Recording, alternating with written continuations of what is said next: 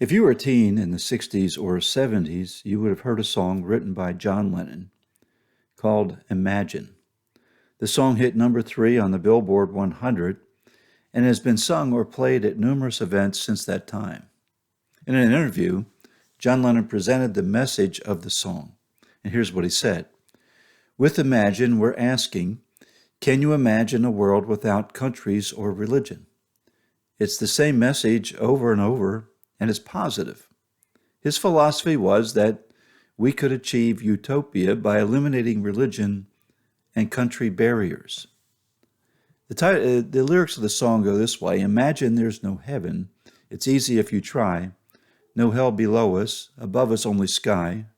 Imagine all the people living for today. Imagine there's no countries. It isn't hard to do. Nothing to kill or die for, and no religion too.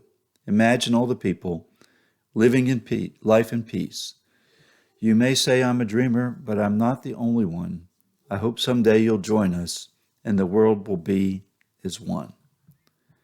However, when we look at the lyrics, Elton John wrote some lyrics as a parody, contrasting Lennon's philosophy with his own lifestyle.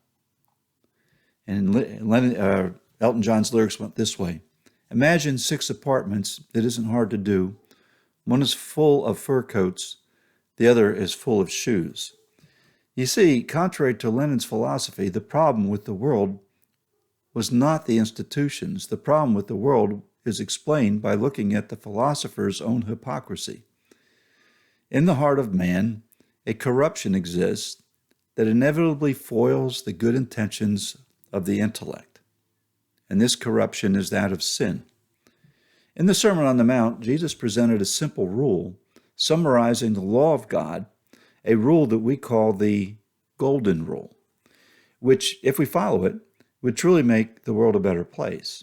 He stated, so whatever you wish that others would do to you, do also to them, for this is the law and the prophets. We summarize it this way, do unto others as you would have them do unto you. However, no man can follow this rule with the power of the intellect, not the intellect alone. To live by this rule requires a transformation of the heart.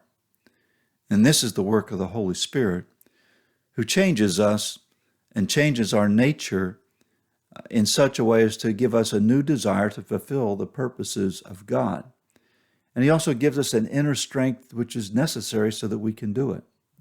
You see, John Lennon missed the whole point. The problem with the world is not the institutions per se.